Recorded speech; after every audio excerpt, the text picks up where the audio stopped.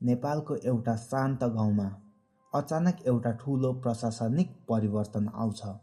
वर्षैदेखिको पुरानो गाविस वा जिल्लाको संरचना अब दुई भागमा बाँडिन्छ।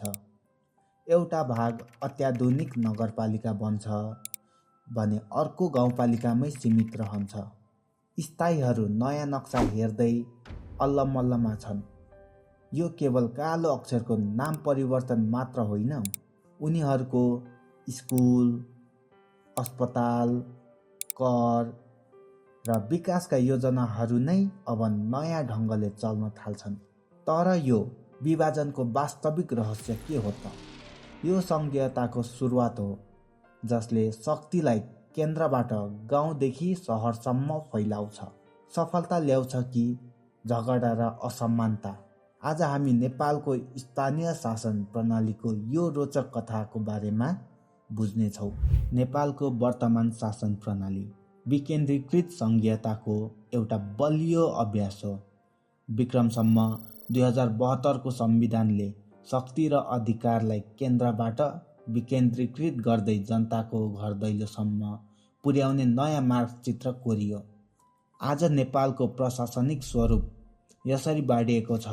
2072 अर्थात् सन् 2015 को संविधानले देशलाई 7 प्रदेश, 77 जिल्ला र 753 स्थानीय तहमा विभाजित गर्यो।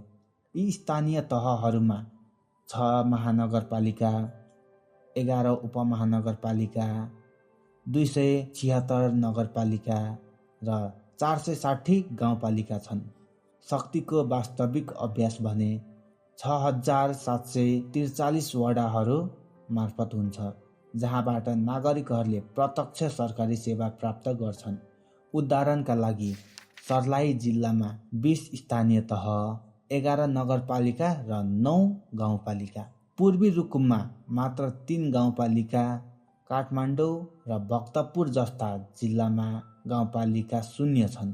तर धादिङमा 11वटा यो विविधताले नेपालको भौगोलिक र जनसङ्ख्यायिक विविधतालाई प्रतिबिम्बित गर्छ।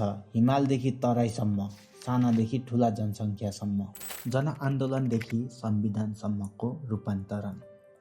नेपालको राजनीतिक इतिहासमा सङ्घीयता केवल एउटा प्रणाली परिवर्तन मात्र थिएन। यो दशकौँदेखिको केन्द्रीकृत शासन विरुद्धको एउटा ठुलो ब्रेकथ्रु थियो। आज हामी जुन सङ्घीय संरचनामा छौँ, यसको जरा 2062-63 को जनआन्दोलन र त्यसअघिको 10 वर्षे माओवादी द्वन्द्वमा गाडिएको छ। एक दशक अघिसम्म नेपालको शासन सत्ता सिंहदरबारको वरिपरि मात्रै घुम्थ्यो। राजनीतिक तहहरू लामो बहस र विवाद भए पनि अन्त 2072 अर्थात् 2015 को ऐतिहासिक संविधानले नेपाललाई औपचारिक रूपमा सङ्घीय लोकतान्त्रिक गणतन्त्र घोषणा गर्यो। पुराना गाउँ विकास समिति र नगरपालिकाहरू मर्ज गरे नयाँ 753 तह बने। तर सँगसँगै केही गम्भीर प्रश्नहरू पनि जन्मिएका छन्। के हतारमा गरिएको यो निर्णयले क्षेत्रीय असमानतालाई झन बढाउने त होइन?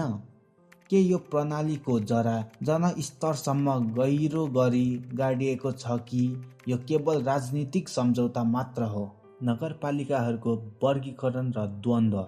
नगरपालिकाहरू 3 प्रकारमा छन्: महानगर, उपमहानगर र साधारण नगरपालिका। महानगरपालिका बन्नका लागि कम्तीमा 5 लाखभन्दा बढी जनसङ्ख्या र वार्षिक औसत 1 अर्ब रुपैयाँ आम्दानी आवश्यक हुन्छ। हाल नेपालमा 6 वटा महानगरपालिका छन्। तीमध्ये काठमाडौँ सबैभन्दा पुरानो महानगर हो, जसलाई विक्रमसम्म 2052 मा महानगर घोषणा गरिएको थियो। पछि विराटनगर र वीरगञ्ज महानगर बने। क्षेत्रफलको हिसाबले पोखरा महानगर सबैभन्दा ठुलो छ भने ललितपुर सबैभन्दा सानो महानगर हो। काठमाडौँ महानगरमा 8 लाखभन्दा बढी जनसङ्ख्या रहेको छ र यसमा 32 वटा वडा रहेको छन्। उपमहानगरपालिका बन्नका लागि कम्तीमा 2 लाख जनसङ्ख्या र वार्षिक औसत 25 करोड रुपैयाँ आम्दानी हुनुपर्छ। नेपालमा हाल 11वटा उपमहानगरपालिका छन्। तीमध्ये घोराई क्षेत्रफलको हिसाबले सबैभन्दा ठुलो उपमहानगरपालिका हो भने धनगढी जनसङ्ख्याको हिसाबले अगाडि रहेको छ। इटरी, धरान, जनकपुर, हेटौडा, बुटवल र घोराई जस्ता सहरहरू उपमहानगरपालिकाका उदाहरणहरू हुन्। साधारण नगरपालिकाका नेपालको स्थानीय तहको सबैभन्दा ठुलो समूह हो। नेपालमा पहिलो पटक नगरपालिका विक्रमसम्म 1975मा ललितपुरलाई घोषणा गरिएको थियो। त्यसपछि क्रमशः नगरपालिकाको सङ्ख्या बढ्दै हाल 276वटा साधारण नगरपालिका पुगेका छन्। साधारण नगरपालिका मध्ये शीतगङ्गा क्षेत्रफलको हिसाबले सबैभन्दा ठुलो नगरपालिका हो भने भक्तपुर सबैभन्दा सानो नगरपालिका हो। जनसङ्ख्याको दृष्टिले बुढानीलकण्ठ नगरपालिका अगाडि रहेको छ। द्वन्द्व अर्थात् कन्फ्लिक्ट। यसो हेर्दा नगरपालिकाको वितरण समान देखिँदैन। उदाहरणका लागि रौतहट जिल्लामा 16वटा नगरपालिका रहेको छन् भने मनाङ र मुस्ताङ जिल्लामा एउटा पनि नगरपालिका छैन। त्यस्तै डाङ जिल्लामा उपमहानगरपालिकाको सङ्ख्या बढी छ। यस अवस्थाले एउटा महत्त्वपूर्ण प्रश्न उठाउँछ, के नगरपालिकाको यस्तो वर्गीकरणले विकासलाई छिटो बनाएको छ वा यसको क्षेत्रीय असमानता अझै बढाएको छ? के यो सङ्घीयता साँच्चै जनताको हो? अब हामी पुग्छौँ नेपालको स्थानीय तहको वास्तविक वितरणमा। 7औं प्रदेशका तथ्यहरूले एउटा मौन तर स्पष्ट कथा सुनाउँछन्। कहाँ विकास केन्द्रित छ र कहाँ असमानता देखिन्छ। कोशी प्रदेशमा एउटा मात्र महानगर छ जुन विराटनगर हो। यस प्रदेशमा 2 उपमहानगरहरू छन्, इटरी र धरान। यहाँ 46वटा नगरपालिका र 78वटा गाउँपालिका रहेको छन्, जसले कुल 137 स्थानीय तह बनाउँछ। मध्य प्रदेशमा पनि स्थिति उस्तै छ। यहाँ विराटनगरको आकार जस्तो ठुलो सहर भने छैन, तर वीरगञ्ज महानगरपालिका अवस्थित छ। यहाँ प्रदेशका 3 उपमहानगरपालिका छन्, जनकपुर, कलैया र जितपुर सिमराहा। यहाँ 73 नगरपालिका र 59 गाउँपालिका रहेका छन्, जसको कुल सङ्ख्या 136 स्थानीय तह हुन्छ। बागमती प्रदेश राजधानी भएको कारण बढी केन्द्रित छ। यसमा 3 महानगरपालिका छन्, काठमाडौँ, ललितपुर र भक्तपुर। यस प्रदेशमा एक मात्र उपमहानगरपालिका हेटौडा रहेको छ। यहाँ 41 नगरपालिका र 74 गाउँपालिका छन्, जसको कुल सङ्ख्या 119 स्थानीय तह हुन्छ। गण्डकी प्रदेशमा पोखरा मात्र महानगरपालिका हो र कुनै उपमहानगरपालिका छैन। यस प्रदेशमा 26 नगरपालिका र 58 गाउँपालिका रहेको छन्। कुल 85 स्थानीय तह हुन्छन्।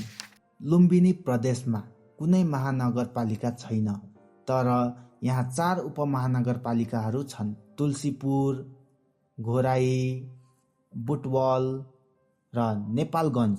यस प्रदेशमा 32 नगरपालिका र 73 गाउँपालिका रहेका छन्।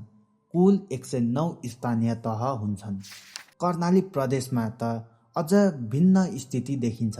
यहाँ न महानगरपालिका छ न उपमहानगरपालिका, केवल 25 नगरपालिका र 54 गाउँपालिका रहेको छ, जसको कुल सङ्ख्या 79 स्थायी तह हुन्छ।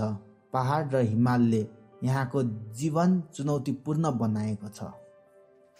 सुदूरपश्चिम प्रदेशमा एउटा मात्र उपमहानगरपालिका छ, जुन धनगढी हो। यस प्रदेशमा 33 नगरपालिका र 54 गाउँपालिका रहेको छन्। कुल 78 स्थानीय तह हुन्छन्।